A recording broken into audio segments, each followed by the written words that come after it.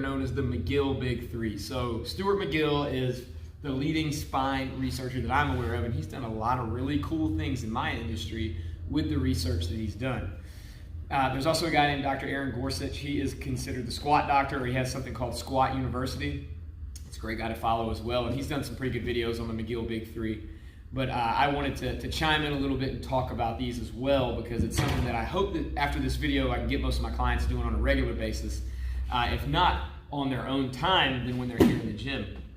So the McGill Big 3 is 3 movements, and the focus of these movements is to improve your ability to maintain a stable midsection or a stable spine when we move with our extremities, whether it's our arms or whether it's our legs. So our hips, especially our backside, that's our engine. That's what generates movement for us throughout different things. And we want to be able to control our spine throughout those movements. So if we get movement of the spine when we're loaded, like let's say on a squat or a deadlift or even a bench press, that can lead to injury down the line, or it can just lead to you tweaking things or maybe hurting things. And it can also lead to you not hitting as big of a lift as you might normally hit if you've got a good stable spine. Each of these movements serves a different purpose. Again, what we're trying to do is learn to be able to stabilize the spine and move from the hips and the shoulders whenever we're trying to perform different movements. We're going to have the 3 that I mentioned, the curl up and the side plank and the bird dog. The curl up is focused on improving muscular endurance and stability through the front of your midsection without movement. Remember, it's stabilizing. You'll see what I'm talking about momentarily. The side plank focuses a little bit more on the lateral aspect of the core, and then the bird dog a little bit more on the back. And again, this is all focused on stability, not on movement. So let's start with the curl up. So in the curl up, I'm going to lay on my back. I'm going to bend one knee and keep the other leg straight. You can do either side. It doesn't matter which side you do. And all I'm going to do is lift my head up a little bit, almost as if I'm going to go into a crunch, but I'm not going to do a crunch. So if I'm here, I've got one knee up, one leg bent to help me keep this pelvis in a neutral position. And I'm going to use my hands to feel if my spine is moving during this movement or not. Because remember, again, the purpose of this is not dynamic motion, right? And a crunch is not inherently bad. It can make this stuff stronger, but that doesn't help contribute to what we're doing when we're trying to squat or deadlift or lift things and move things outside of here. We're trying to work on maintaining a stable, consistent spine position. So in the curl up, we're going to take our hands and bring them under your back, right to where that back is probably coming off the floor just a little bit. You don't have to jam your back into the floor, and we definitely don't want to arch. We just want to try to be neutral, and we start out relaxed. So with my head relaxed on the ground, I'm going to kind of take a breath in through my nose, let that belly expand somewhat, and just hold everything tight. So my voice just changed a little bit. My face might be red because I'm squeezing tight. And then from here, I'm just going to lift my head. 10, 9, 8, 7, 6, 5, 4, 3, 2, 1. Come down and relax, and I'll let this relax there as well. Now, if you start to feel some strain in your neck, start out adding a little chin tuck, and then we'll keep those hands there. Make sure you don't arch up when you do your chin tuck.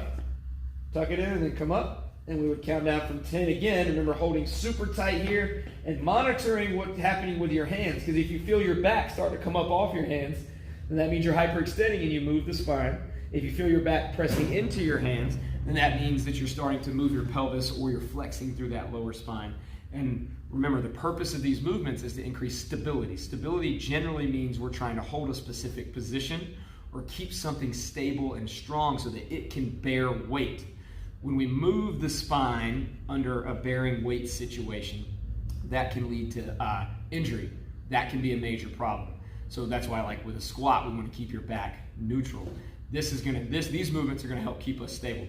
So if you're doing that curl up, remember you can tuck your chin and you only lift the head up a few inches off the ground. We don't want to roll our head up too hard. That's going to be a 10-second hold. Do that 6 times. So when you're first starting out, you might only go through that 1 time for a set of 6. The second week you could do 2 sets of 6. The third week you could do 3 sets of 6. You could even go 6, 4, 2 and do a little countdown. So that's the curl up. The main focus is stability and contracting the front side of the body. Now the next movement we're going to go through of the McGill Big 3 is the side plank, which allows us to move to focus on stability in the side of our core. So it's a little bit of the front stuff and a little bit of the side stuff. Where we start with this is very simple. It might be low level for you, it might not, but this is still the place that you want to start. So I'll position my elbow directly underneath my shoulder. I'm going to bend my knees and then extend my hips. So I'm going to squeeze my glutes just a little bit. And from here, I'm going to go ahead and tighten up, squeeze this stuff tight. My hand's going to go across my chest. And then I'm going to lift my hips up. So I can work some stabilizers in the hips, the obliques and the side abs right here primarily. And of course, stability in the shoulder. So I'm going to hold for 10 seconds and then come right down. Just relax for a second and tense back up, come up, hold for 10 seconds, and then come right back down. If that's crazy easy for you, we can then progress to one leg out. We can move the arm up top. We can move the arm to the hip. Or we can go to two legs out and stack the feet, come up, and we start here, then we can go to here, and then we can go to there. Eventually you can add in dynamic rows and things, but again, the purpose here is stability. So 6 sets of 10 seconds, or 6 reps of 10 seconds on each side, one time through after you've done your curl-ups. So we've worked on improving muscular endurance and stability through your core in the front and the side through that curl-up and through the side plank. The last one is the bird dog. This tends to be one where people make a lot of mistakes, or they alter the movement in some way that defeats the purpose of the movement. We want to be purposeful in a bird dog. We want to hold a lot of tension through that core and through our arms if we're going to move our arms. So in a bird dog, I'm going to raise a leg and then raise the opposite arm at the same time. So to get into position, I'm going to go onto all fours right here.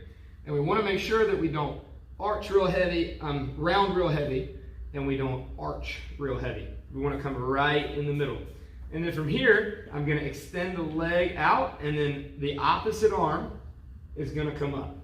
I'm not worried about how high my arm goes. I definitely don't want my leg going very high, because either of those could alter the position of your back. And remember, stability, trying to maintain a position here, a neutral spine, while moving this and moving this sometimes at the same time. So with a bird dog, where we would start is just the leg. So I'm going to get in a position with a neutral back and then extend my leg out just a few inches off the ground, not here, because if you notice when I do this, I have to move through my lower back, and we don't want that. So I'm going to go straight back a couple of inches, and I'm going to try to make that leg as long as I can, because I'm trying to create tension through there. Now, if I can add the arm in without moving this, I will. And it'd be the opposite arm. I'm going to squeeze my fist as tight as I can and raise up. And from fist to foot, I'm holding as tight as I can, creating tension all across here. 10 seconds. And then I'm going to, nice and easy, trying to hold that tension. I'm just going to sweep under, keeping a neutral spine, and then go right back out. So again, just trying to maintain tension throughout that movement. Now when you do that sweeping motion, make sure we don't round our spine at all. It's common for people to try to work their abs in this position, which is not an effective way to work your abs dynamically. And reach their elbow down and flex. Again, we're trying to hold a stable core while we move our arms and legs, because that's what's going to help us not get injured in our workouts, in our lifts, and outside of here. So remember, we assume that natural spine, or neutral spine. The leg and the arm rise, foot to fist, max tension, hard, 10-second hold, and then I'm going to come under hand to knee, still trying to maintain that tension if I can, and then back out for 10 seconds. And if you do this right, you'll probably be sweating by the time you're done with it. And again, 10-second hold, 6 reps each side. So all of them, there's been one common thing: 6 reps, 10 seconds. That's all you need. It's a great way to light this up or to get it ready for lifting weights, no matter what you're doing. I would recommend you do this for every warm-up, and if you can do it daily, it'll make a big difference in your life outside of the gym as well. So that is the McGill Big 3. Our main purpose with these 3 movements is to train your core to co-contract, or have all of this stuff work together in a coordinated fashion to protect and support and stabilize your spine when you're moving through the hips and also moving those arms, and maybe even moving at the knees a little bit. These movements can help you improve muscular endurance, which is important for this area, and that ability to stabilize during those movements. So the McGill Big 3, toss them in every day if you can. If not, try to get them as part of your warm-up. If you're coming to BFP and you get here early, I hope to see you bird dogging somewhere. If not, try to get these done at home. If you guys want to hear any more information, if you have any questions about anything, feel free to toss it in the comments below. Send me an email, info@bfpnc.com. Otherwise, I hope you got some value out of this. Have a great day.